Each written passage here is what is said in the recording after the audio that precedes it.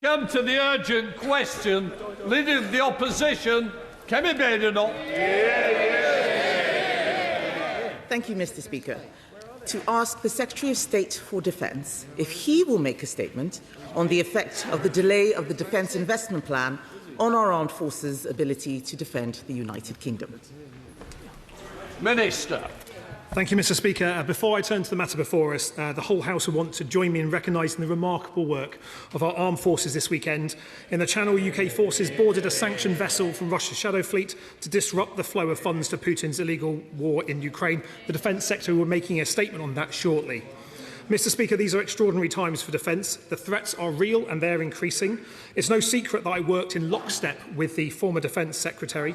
He is a friend and mentor. I was his deputy and I'm still standing here because he asked me to stay and because we need continuity in this complex and difficult operational environment. The DIP will be published before the NATO summit. Do we need to spend more on defence? Yes. Does the Prime Minister and the Chancellor agree? Yes. Are we spending more? Yes. This year's defence budget is £11 billion more than the final year under the Conservatives. Are we learning the lessons from Ukraine? Yes. Are we retiring old kit to invest in new capabilities? Yes. Are we backing our people? Yes. The biggest pay rise in 20 years, a £9 billion plan to fix the defence housing crisis we inherited, and it's working. Intake is up 11.6%, outflow down 8.9%, and morale is up. And to answer her question directly, if asked to fight tonight, could our forces defend the UK? Yes. And they already do every single day. Are we planning to increase their capabilities to deter and defend the UK and our allies? Yes, we are. Would I like to go further? Of course.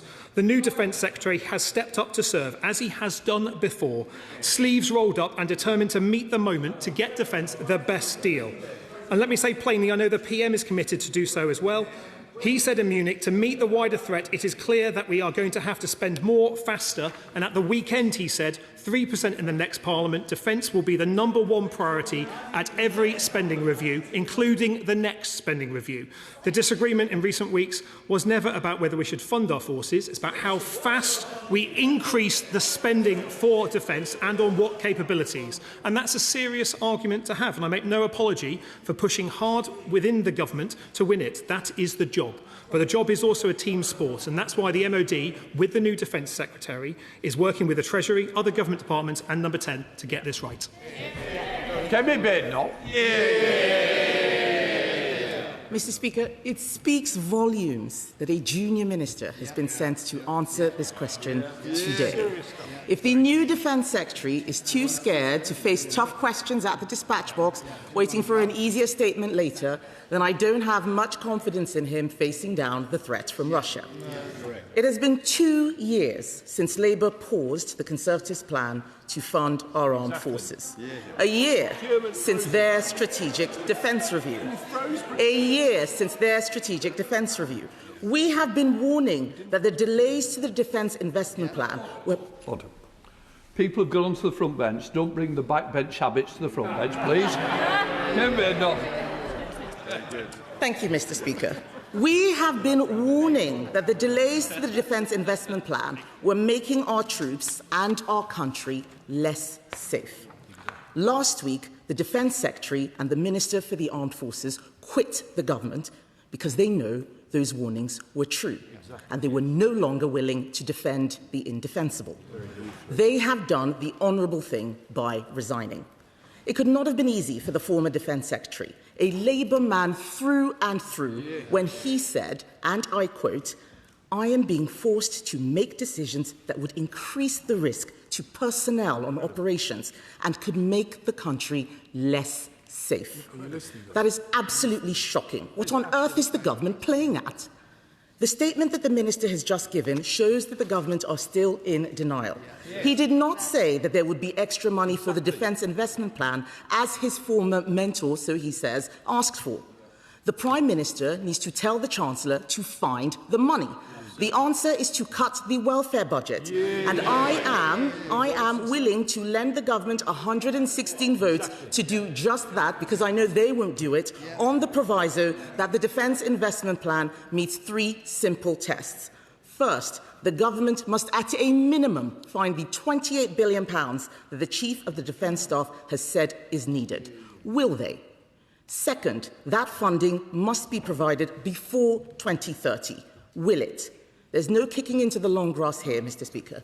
And if the answer to both questions is no, then this minister should have resigned along with his colleagues.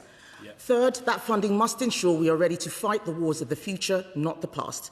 I am sure the minister will now stand up and try and blame this situation on Conservative governments, forgetting that these are new threats, not past threats. This government needs to stop wasting time and do what is necessary to keep the British people safe today. Minister.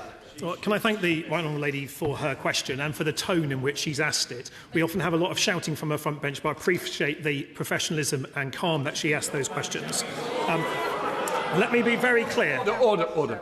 I think there's two just want to spoil it. I'm sure they won't, Minister.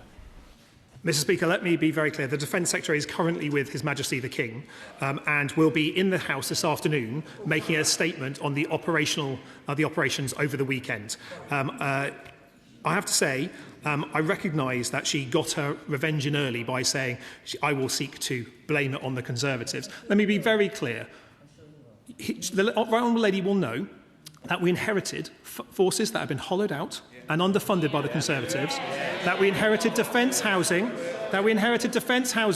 where families were being asked to sleep in bedrooms with black mould, leaky roofs and broken boilers, that 47 of 49 major defence programmes we inherited at the general election were over budget and unfunded. However, we've also been very clear that we are increasing defence spending. I appreciate that she had a pre-scripted questions, but if she listened to what I said at the start, she would know that we're increasing defence spending, an extra £11 billion. Order. I think you've just proved the point. When you request an urgent question and the question's been asked, allow the Minister to ask without comment, without two of you, either side, chipping in. I don't need it, you don't want it, so I'm not being funny. This affects all our constituencies and our constituents, so please, Minister. Thank you, Mr. Speaker. We are increasing defence spending. The budget this year is £11 billion more than the budget in the last year of the Conservative government. We are ending that hollowing out, but of course I want more money in the defence budget. It's a case that we continue to make as the profile of defence spending increases. I welcome a debate that says what capabilities will we spend that increasing defence funding on. And she is right when she says we need to fight the wars of tomorrow. That's why we're investing in more autonomy. That's why we're investing in more drones, a hybrid navy and the increased stockpiles that we need to deter Russian aggression. There's more work to do and the new Defence Secretary is working with his sleeves rolled up to deliver the best deal that we can, and we will publish the Defence Investment Plan ahead of the NATO summit.